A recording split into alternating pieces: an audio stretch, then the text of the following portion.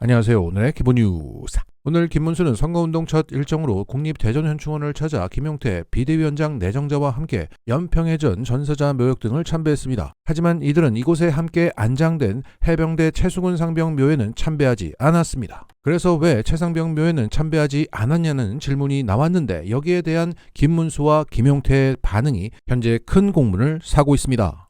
저 한겨레 동담전입니다. 아까 연평해전 묘역 가셨는데 최상병 묘역에 따로 참배 안 하신 이유 있을까요? 어디 묘지? 최상병 묘지를 왜 참배를 안 하셨냐? 최상병 묘역이요.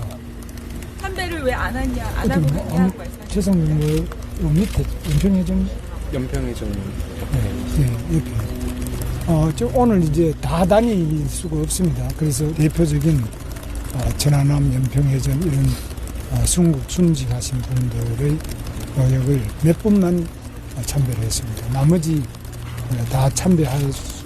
자, 김문수가 최상병 묘역 요 밑에 연평해전이라고 묻자 김용태가 연평해전이라고 답합니다. 그래서 김문수는 연평해전에 최상병으로 알아듣고 다 다닐 수가 없다는 식으로 대답을 했던 겁니다. 참담합니다. 김문수도 김문수이지만 저 김용태는 뭡니까? 이런 태도를 보면 최상병 사건은 그저 자신들을 괴롭히는 정쟁의 소재였을 뿐이었다는 얘기입니다. 이 기자회견 이후 최상병이 누구 있는지를 알아챘는지 김용태만 따로 최상병 묘역을 참배하고 묘비를 닦고 나서 이렇게 말했다고 합니다. 우리 당이 수사 외압을 밝힐 수 있도록 노력하겠다. 최상병이 사고를 당한 지 2년 정도 되어가고 있다. 정말 안타깝게도 이 사고의 원인에 대해서는 밝혀졌지만 아직도 그간의 수사 외압에 대해서는 밝혀지지 않고 있다. 법치는 공정해야 된다. 수사의 성역은 없어야 한다. 과거 윤석열 정부에서 있었던 일을 사과드린다. 앞으로 저희 국민의힘이 이 수사 외압을 밝힐 수 있도록 노력하겠다. 죄송하다. 라고 말했습니다. 하지만 이미 배는 떠났습니다. 최상병이 누군지도 몰랐던 김용태의 이 발언에 악어의 눈물이라는 비판이 쏟아졌습니다. 어떻게 최상병을 모릅니까? 최상병을 잊을 수가 있습니까? 정말 이래서는 곤란합니다. 이런 가운데 최상병 사건의 진상규명에 선봉에 서 있는 김규현 변호사는 이렇게 반응했습니다. 김문수 후보님, 최상병이 누군지 모르십니까? 참고로 최상병 묘는 연평해전 묘역 바로 뒤 10m 거리, 연평해전 묘역에 서면 바로 뒤에 보입니다. 대체 누구를 위해서 대통령이 되고자 하십니까?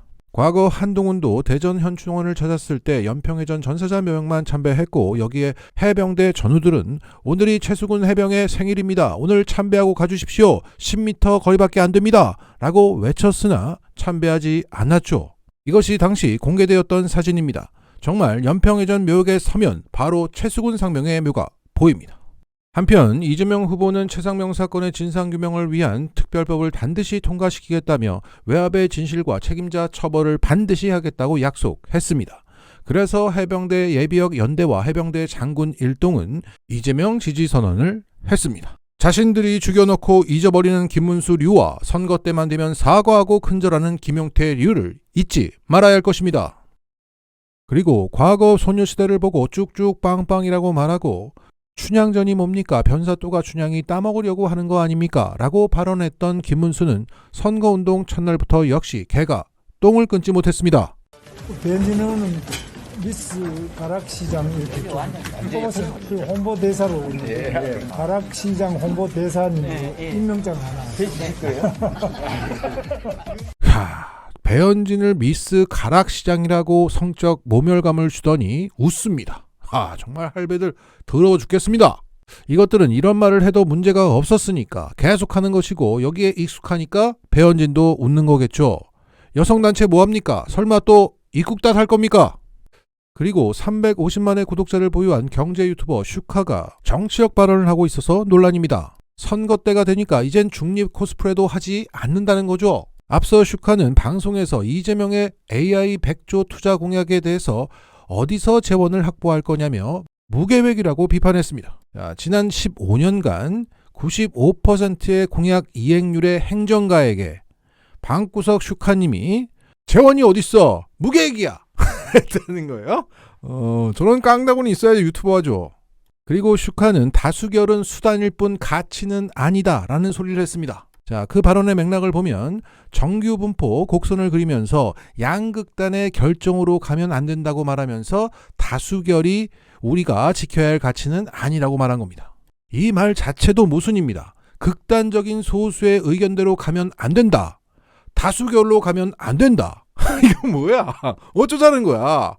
결국 민주당을 까는 거죠. 의회의 다수를 차지하고 있는 민주당은 극단적인 의견을 대변하는 정당이라서 안 된다는 겁니다. 자, 여기에 사장 남청동 팀이 나서서 슈카를 비판했습니다. 중립을 표방하는 몇몇 유튜버들도 똑같이 민주주의에 대해서 다수결이 항상 옳은 게 아니다. 슈카월드 얘기하는 거구나. 그 양반은 또 웃기네. 그 서부지구 폭도 모르고 치고 앉아있네 진짜. 내란 국면에서 아무것도 선택하지 않는 자는 결국 난 내란의 편이라고 생각합니다. 거기서 다수결이 모두 다 올바른 가치관 아니다 이따위로 얘기를 한다면 내란의 편이나 다름없는 거 아닌가? 그리고 본인이 뭐 계엄이 있었어요 막 웃으면서 쳐갖고 그래서 공격받았잖아요. 자기는 채널이 없어서 반박 자료 할 수 없다. 라이브 키고 그걸 간과하고 약하게 얘기해서 사과드린다. 저도 내란에서는 단호히 반대한다고 얘기하면 되잖아요. 그렇게 넘어가는 겁니까? 웃기고 앉아있네. 당신이 거기서 앉아서 유튜브 하면서도 개소리 하는데도 불구하고 안 잡혀가고 딱히 세무조사 안 받고 하는 거는 이 나라가 민주주의가 있기 때문입니다. 민주주의라는 기틀이 있기 때문에 당신이 방송할 수 있는 거예요. 근데 어떻게 그따위로 얘기를 할 수가 있습니까? 한두 번도 아니고 그리고 아무런 별일도 없었는데 대한민국 경제가 떨어졌다 이런 식으로 해서 욕먹은 적 있었거든요. 며칠 전에. 뭐가 씨발 아무것도 없었어. 전 세계 내란이 이제 몇 개국이 있었습니까? 한국 말고 어디였습니까? 뭐 슈카가 됐든 누가 됐든지 간에 그럼에도 불구하고 이재명 지지 안 할 수 있어요. 지지 안 하는 거야 자유죠. 그런데 제발 막 본인이 중립인 척은 좀 하지 말라고. 그러니까 스탠스를 밝혀. 그러면 차라리 그냥 이도 저도 싫다 이딴 식으로 나오지 말고 이도 저도 싫다는 건 여기서는 누가 좋다는 얘기예요. 왜 그 말을 똑바로 못해? 그 정도 깡따구도 없어? 내가 정치적으로 여길 지지한다라고 말할 정도의 깡따구도 없으면 때려쳐. 아, 시원하네요. 역시 암촌동입니다. 자, 결국 유튜브하는 안철수입니다.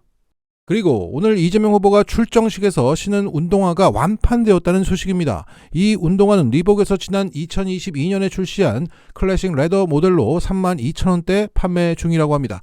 현재 각 온라인 쇼핑 사이트에서 이 제품을 검색한 결과 일부 사이즈를 제외하고 품절된 상태라고 하네요. 이렇게 파란색과 함께 빨간색을 가미한 홍보물로 통합적인 이미지를 보이려고 하는 이재명 후보는 오늘 또 다른 빨간색 홍준표 세력을 끼워놨습니다.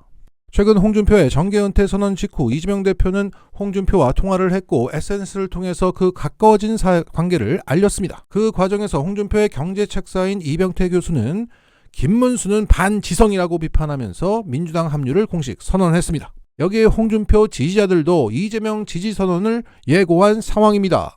그럼 홍준표는 안전보장을 약속받았던 것일까? 불편함이 있지만 이재명의 이 정치력에 찬사를 보냅니다.